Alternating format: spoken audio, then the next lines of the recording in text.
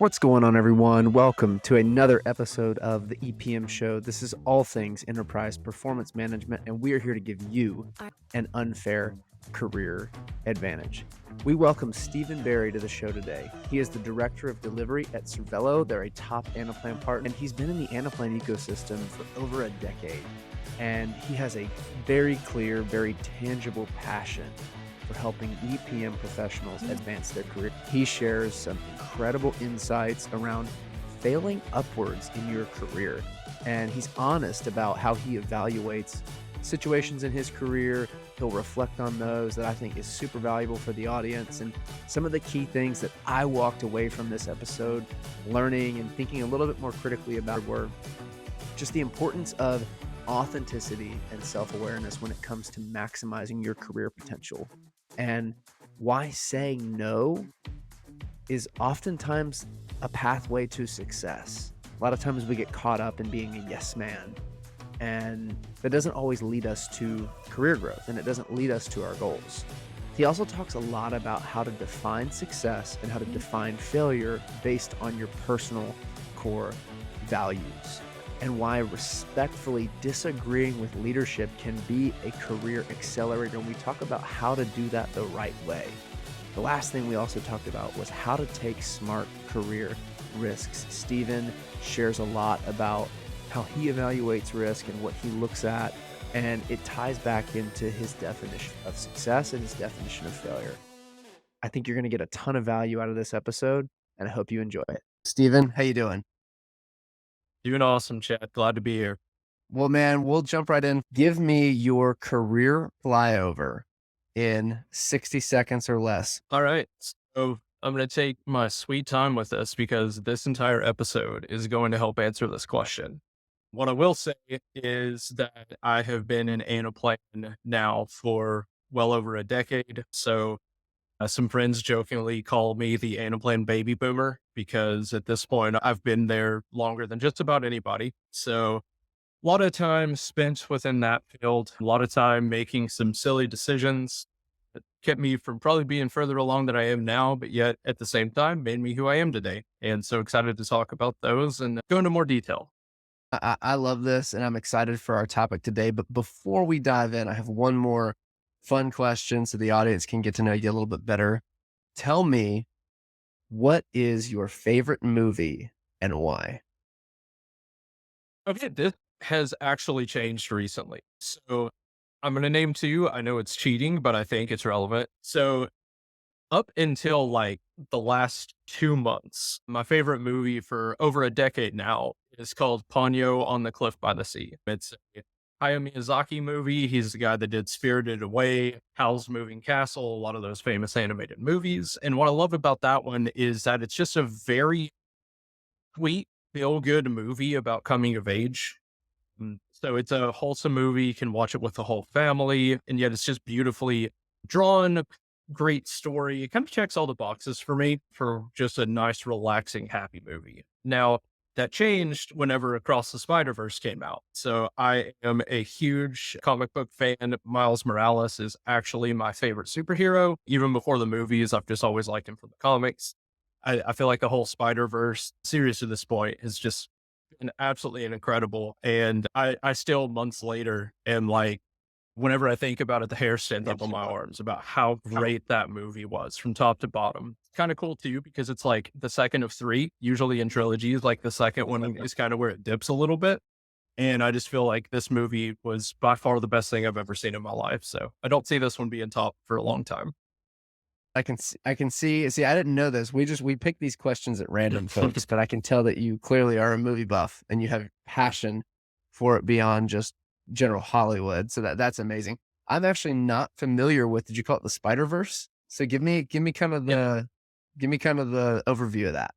Okay, so there's an ongoing movie series right now, and the first one is Into the Spider-Verse, the second one is Across the Spider-Verse, and the third one, which isn't out yet, is called Beyond the Spider-Verse.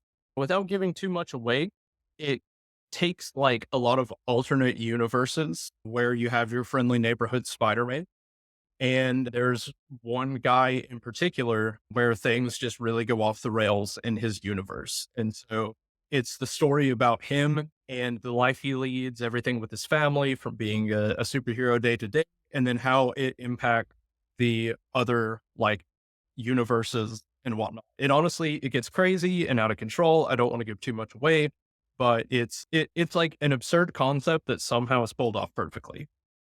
That's awesome. So check out the Spider-Verse. I'll have to go do my own homework on it after the show. Well, hey, today's topic is all about failing upwards. And I love that idea because I know everyone in the audience, myself included, can relate to maybe looking back on career decisions you've made that you feel like were mistakes, and maybe they were, but they end up leading you to some of your greatest successes. So I want to just tee this up for you, Stephen. Tell me a little bit about how you've seen maybe shortcomings or mistakes or poor decisions in your career ultimately leads you into some of your greatest successes and what you're doing now. So it's kind of the story of my career in a sense. And I'm sure we'll get into this as far as, what I consider success and failure, because I think it has a big impact on the story I'm telling. Some of the things I look at as failures in my career, other people may not even have a second thought about. But for me, there are specific moments in my career where I noticed something change because as soon as a certain event or conversation happened, I had this feeling that I didn't handle it correctly or the way that would be most true to myself. And so, yeah, like it's just been a series of growth as all people have in life in their careers of, getting out of college in my early 20s and just continuing to grow and develop and honestly fail upwards, which, is the entire focus of today. But it really has defined my career. And I'm very excited to get into some examples of that today. And, hopefully other people can either relate or if you can't, hopefully be inspired by this. Can you go ahead and share a couple of examples that were things you saw as failures or mistakes? So the first one has to do with my early career. And so coming out of college, I always had this image of the consummate professional, which so many college students have. You and I talked briefly before we started recording about how I teach at the local college. I teach a class each semester about career readiness. And so many of those students, whenever they ask me questions, are extremely prim and proper, raising their hands, and just even how they frame the question because I'm a professional in the industry and they may want to work at Cervello someday. And so there's almost this like mentality that you have to present yourself as perfect, perfectly articulate, giving all the right answers to the questions, the things that people want to hear. That's a failure to me. And it doesn't mean that those people are doing anything wrong inherently. It's not going to have a negative impact on their career, set them backwards, if that makes sense. But what it does is it limits the ability for that person to be their authentic self, which I think is critical to career success.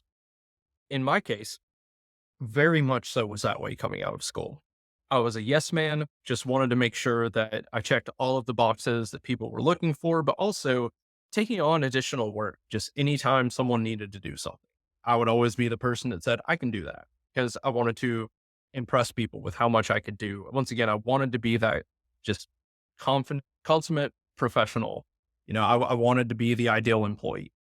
And what I didn't realize is that by doing that, I was actually taking away not only my individuality, but my ability to perform at the highest level, spreading myself very thin, not focusing in on the things that are most important, not knowing how to say no, all sorts of things. And not knowing how to say no might just be the core theme of a lot of the examples that I talked through today. But as far as, a first one, I think starting at the beginning of my career, if I could go back and do it all over again, I would just be a more authentic version of myself. Be more honest about when I was too busy to take on new things. Be more honest about how I felt about certain decisions.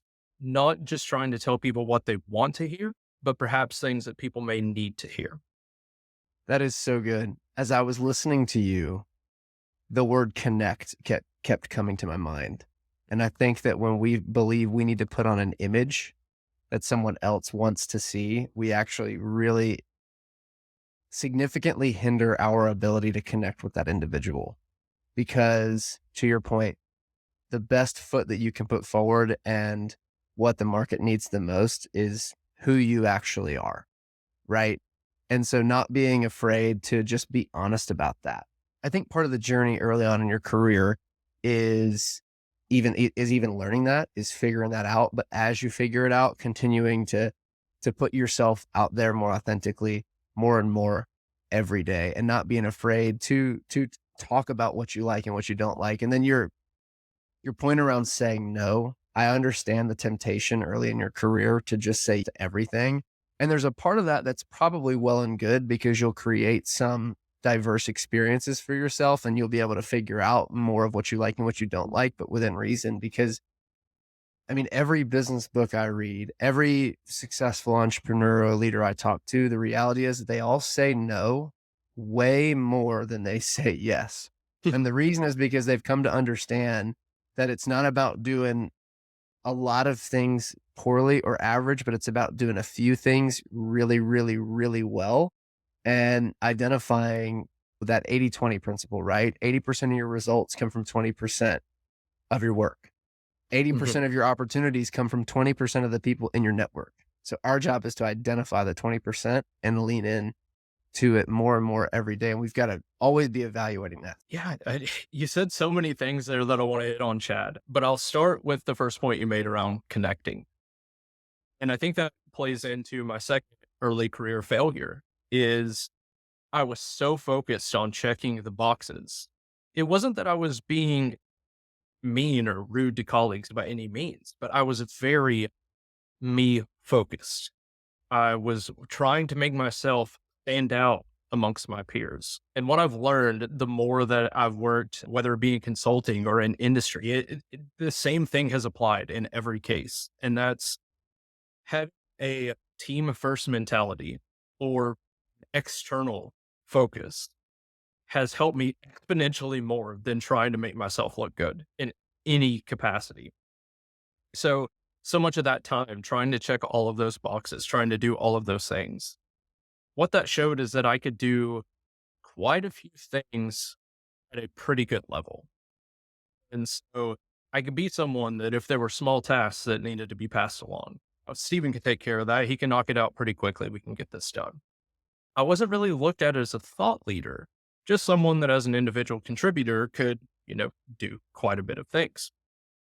What I was neglecting during that time was folks that were around me on my team that could have helped quite a bit on some of those tasks, improving the quality, improving the time it took to get things done because they had a different perspective or a different skill set than me. So it would have actually made myself look better had I have been more focused on other people, giving them opportunities to, get hands on with some of these items as well, to share their perspective on things. I would have looked 10 times better than I did trying to do everything by myself. So even from that kind of inwards looking focus, it would have been the better decision. But because the mentality of my career over time shifted towards realizing I have a passion for people and helping them with their career goals, now the benefits that have come to me, from a selfish perspective are, almost just a byproduct, if you will, of helping other people achieve their own goals. And not only have I been more successful because of that, it's been so much more rewarding. I don't have this stress that I had before of trying to make myself look good. Instead, a lot of times I'm having calls with people younger in their career and they're asking, how do I get to the next step? And then I work with them and then, getting to see the benefits of their labor pay off and the excitement that they have from moving up and discovering some of these things themselves. I'm sure it's something that a lot of people go through as they continue on in their career. But for me, it might be the single biggest lesson that I've learned Mm, outside of learning to say no, which we'll get more into that one for sure. But yeah, I wanted to start in on that connect point because I think it's incredibly important for people at any stage of their career to invest just as much, if not more, in the people around them than they do themselves. absolutely. One of the things that I'm thinking about, have you read a book called The Go-Giver? I have not. No. Bob Berg, one of my favorite books. In The Go-Giver, they talk about 5 laws of stratospheric success. one of those laws is the law of influence. And the idea behind the law of influence is that your influence is directly related to the degree to which you put other people's interests before your own. And so you shift from how do I advance my own interests to how do I advance the interest of everyone around me, whether that be my boss or my manager, whether it be my teammates, whether it be leadership or folks I worked on a side project with, and it's shifting into that how can I help mentality. And I just love that because I think as people we're all wired to be relational, and we want to know that we are making an impact and we are helping people. And it's better to give than it is to receive is just the reality. And I think that's what leads to a much more fulfilling career. The other thing that I think about, you talked about like kind of inviting other people into opportunities that you have, and that makes you better because you're delegating. And every leader has to learn how to flex that muscle, because if we don't, one, we're capped in our career for sure, but two, we actually become a bottleneck. Like if Oh, yeah. everything has to go through you, you're actually hurting the organization and you're hurting the people around you because you're slowing things down. And I mean, I've dealt with this with past managers, and what it does is it actually creates a more apathetic culture, and there's less ownership, because I know if I'm doing something, but my manager or boss is the bottleneck and everything has to go through them and I have no autonomy, then I just become much more like dependent upon them. I become less of a free thinker. I'm less critical, like less of a critical thinker. And I don't take as much ownership because I know that so and so is going to have to do it anyway, you know? So I love that. Tell me a little bit more, though. I know you have some different definitions of success and failure, Stephen. So tell me a Mhm. little bit about how you define each of those and maybe paint a picture of each for me and for the audience. Yeah. So let's start with success. I like to be a glass half full guy, so we'll start with that one first. So success to me is contributing at the highest level possible while still being able to give my all and feel fulfilled. So what do I mean by that? Some people would define success by owning a multi-million dollar business. Well, if I own a multi-million dollar business, but I'm not effective in my role or I'm not happy, I don't consider that. If I am at an individual contributor level, I'm in an entry level job and doing the best that I can, I'm incredibly happy with what I do. That is personal success to me. Doesn't mean that I'm just going to stop there and not try to continue growing, but it means for that point in my life, that's success. I think success is something that can change over time. What you consider a success today might be a failure 10 years from now. I think it's part of being a human and changing and evolving over time with both the things that we perceive, but then also just as we mature, we change the values that we have within our personal lives. Great example for me personally, I just recently became a father. So have a beautiful baby girl who turns 6 months old this week, actually. And Congratulations. That's so, amazing. oh, thanks so much. Best thing to ever happen to me. But yeah, like that's changed my perception of success.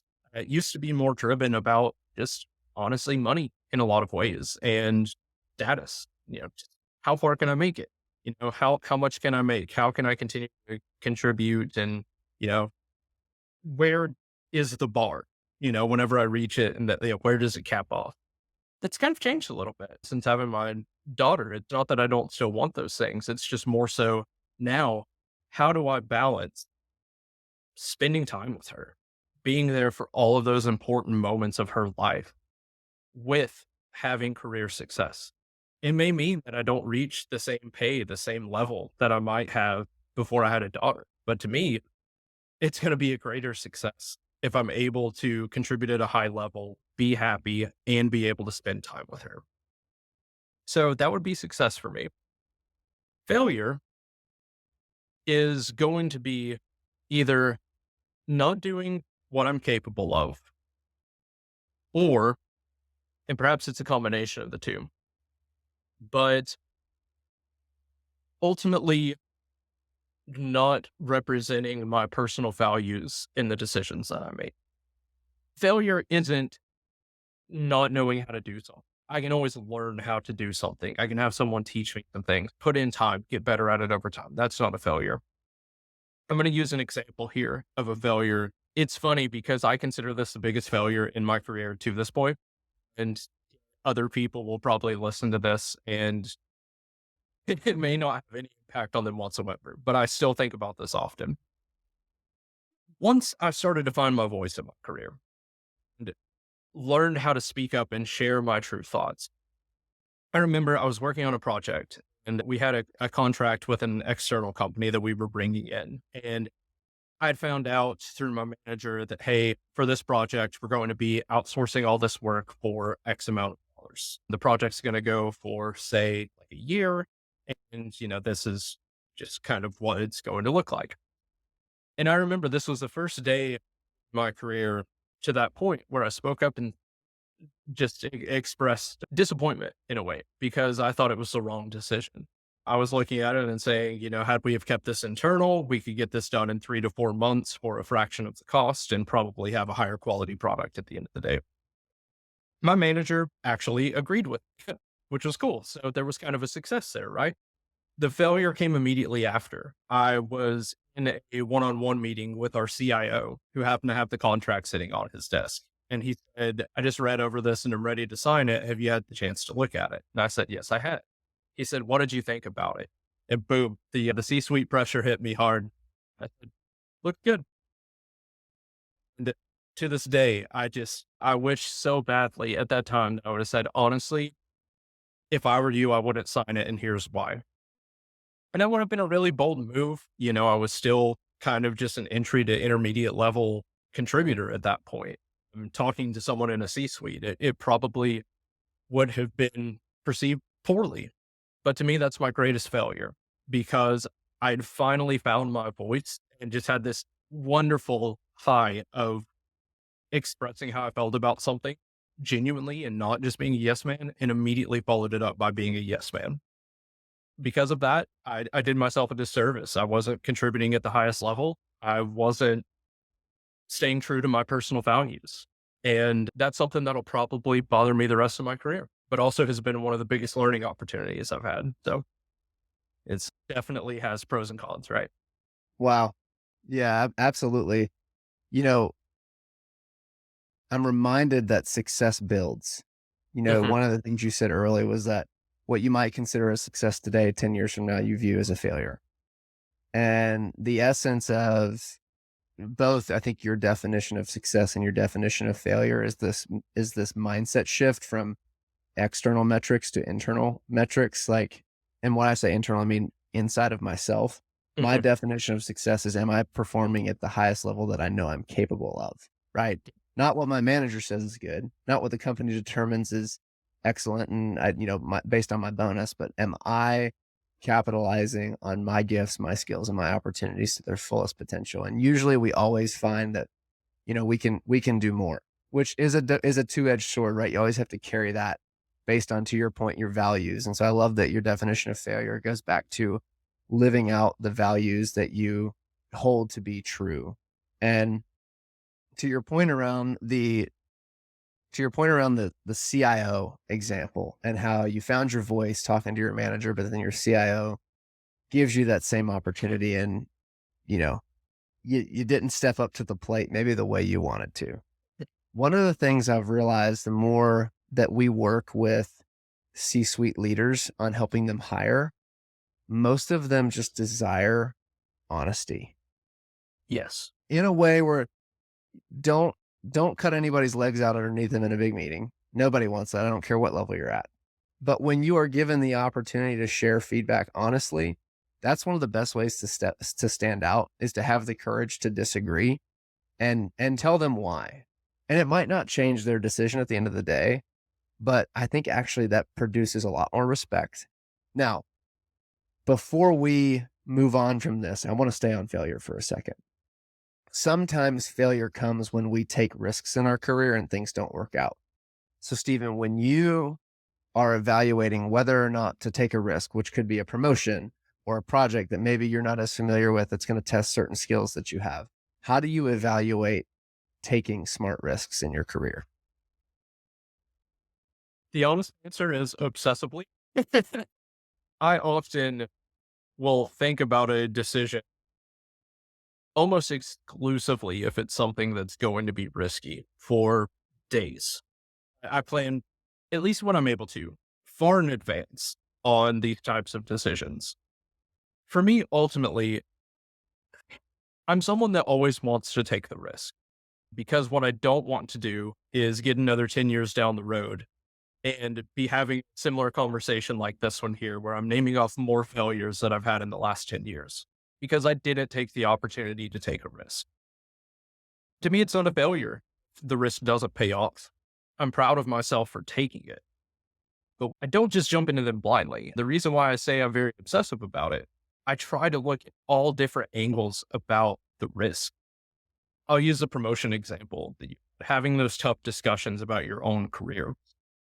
I'm sure you've heard plenty of people say this, and it's very true. You have to be your biggest advocate. A lot of times in your career, you will find wonderful people that would be great advocates for you. I'm very blessed to have a lot of those that have helped me along the way and continue to do so to this day. But without me believing in myself and investing in myself and having those tough conversations about moving up, I likely wouldn't be a director today. So, in thinking along those lines, it's not a matter of, say, just going to my boss and saying, I deserve a promotion. Maybe it is for some people. Once again, that might be how they evaluate the risk and think it's the best way to go about it. Me personally, that's not true to who I am. For me, I'm going to say, I want to be the next person that you're looking at for a promotion. Here are things that I'm doing today that I think are putting me on the right track. Where are some gaps that I need to fill to get there? Because that's a personal goal of mine. And so it's all about the mindset that you have about it, the way that you approach the conversations. And to me, I always think within any type of risk, it's good to be prepared.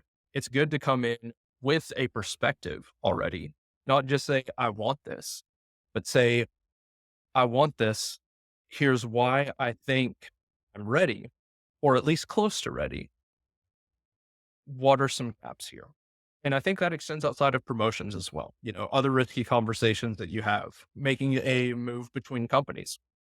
In that case, you have to weigh tons of pros and cons about if it makes sense to switch jobs, switch careers. In that case, it would be obsessing over what do I want personally and what seems to fit me better, not just from a career perspective, but from a personal perspective. What's going to give me the most growth opportunity?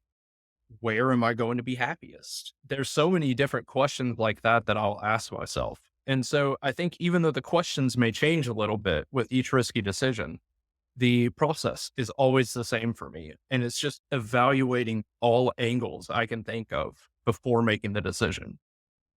Now, that's the ideal world, right? That having plenty of time to plan and prepare. A lot of times we don't have that for risky decisions, right? We might be in a business meeting where we're there with a lot of leaders and something on a project changes. Maybe somebody unfortunately has a medical issue or something and we have to have coverage or we have to figure out what we're doing. Maybe we find out we're behind on a timeline. It's like, oh my God, what are we going to do here? We don't want to lose this client. Like you have those moments where you have to scramble and take risks. In that case, for me, it's more so I'm going to provide the perspective of my gut instinct and I'm not going to be attached to it at all. So my risk there is putting myself out there and knowing good and well that the decision that I think would be best is likely not going to be chosen. It's a risk because a lot of people don't want to face that negativity, or in some cases, people might feel like a failure if they put a plan out there that doesn't get approved. Once again, not my definition of failure. My definition of failure in that case would be not voicing what I think would be the best course of action. You're preaching today. That's great. No, just a few more thoughts on this and then we'll kind of wrap. So I love that you talked about specifically that conversation of advocating for yourself to get a promotion, because yes, the bottom line, I think of this topic is that no one cares about your career as much as you do. And ownership starts with you. And most of the time in life, we have not because we ask not. So don't be afraid to ask. And I am a firm believer that if you meet 100% of the qualifications for a job, you should not take it, because you will be bored in 6 months. I love it. The point of a promotion is that you should be stretched. And the best way to position yourself is, like you said, ask for it and then present your case as to why. And I'll take it a step further and go ahead and talk about the gaps that you have that you need to fill and lay out your plan for how you're going to fill them. And when you do that, you may or may not get the job, but I guarantee you'll give yourself the best possible chance, because you'll demonstrate, one, ownership. And leaders want to see people and promote people who are owners and have that ownership mentality. But two, you'll demonstrate self-awareness and emotional intelligence, which is critical to career success and career growth. Stephen, you've shared some incredible insights. You've clearly been successful in your career because you have clarity of vision. You know what you're looking for. You know how you evaluate your own success, and you evaluate it based on what's inside of you. And you also evaluate failure based on your values. And I think that's amazing. And I think anyone in any industry, but especially this EPM space, can really benefit from that. So here's my question for you to kind of wrap this up, and I'll get you out of here on this. What is your next big, hairy, audacious goal? What BHAG are you running after next in your career that you're excited about, but that also scares you a little bit? Once again, I feel like everything in this conversation has come back to like a selfish vision and a selfless vision. But it's part of who we are, right? There's always going to be an element of each. Selfishly, I would absolutely love to get to the point of being a partner within a strong firm, being someone that is helping to shape the overall vision and direction of a company. It's something that, like you said, I'm not ready for today, but that's part of why I want it so bad, because I know that's the thing that can really help to stretch and help me grow. And it could be the pressure that turns coal into a diamond. The selfless part of that, this one is less work oriented, but just in general. My wife and I were talking earlier this week about having the conversation of what it would be like to be stupid rich. And it was funny how that conversation went, because I think for a lot of people, it's like, oh man, I would have this car, this house. For us, it was literally like, oh, we could do this for our parents and, give them a place to retire and all of these things. And so an extremely lofty goal that I would think would be awesome would be having some investments that I have take off, so I could do some really cool things for our families. Would love to be able to take care of them and then extend it beyond that. If things take off crazy good, I want to give back to the community here. We have such an awesome, just local town, tons of cool things going on, but a lot of buildings are just old, run down. I'd love if I had the means to be able to invest locally and help make this a more desirable place, a more comfortable place for the people that have lived here their whole lives and for people that are looking to move here. So since you wanted lofty, I gave you as lofty as I could go there, but yeah, that's what I'm looking at. So hopefully at Amazing. least one of those things comes true in the future. That's right. That's right. That's an abundance mentality. A rising tide lifts all boats. I love that. Stephen, where can people find you if they want to talk to you about kind of some of the stuff you said today, or just connect? Absolutely. So I am very active on LinkedIn. I don't admittedly post as much as I should, but I'm on there daily talking to people, interacting. So you can find me on LinkedIn, Stephen Barry, Director of Delivery at Cervello. I believe I'm the only red-haired Stephen Barry on there, at least that I've seen so far. So that should help make it a little bit easier. If you would prefer email, you can reach me at sbarry, that's S as in Stephen, Barry, Barry, at mycervello.com. Cervello has 2 L's. The most common misspelling of that one that I've seen. So if anybody gets it wrong, I don't know what else to tell you, but you can find us, look us up there. Happy to talk to anybody that wants to reach out, regardless of what it's about, whether you've worked in the industry for 30 years or whether you're still in college, just thinking about the next opportunity. Reach out to me. Let's talk. If you're local, let's grab a bite to eat. Let's get to know each other. Networks are one of the most powerful things we have, right? So would love to have people engage with me after this. That's the truth. Stephen, this has been a treat. Thank you so much for coming on. Thank you, Chad. It's been a pleasure. Thanks for having me on. Thanks for watching. Thanks for listening. Wherever you're consuming this, if it's YouTube, if it's Apple Podcasts, Spotify, we appreciate you. make sure you're subscribed. We have a lot more amazing guests on the way, a lot more great content. We're doing our best to bring you value and have fun while we do it.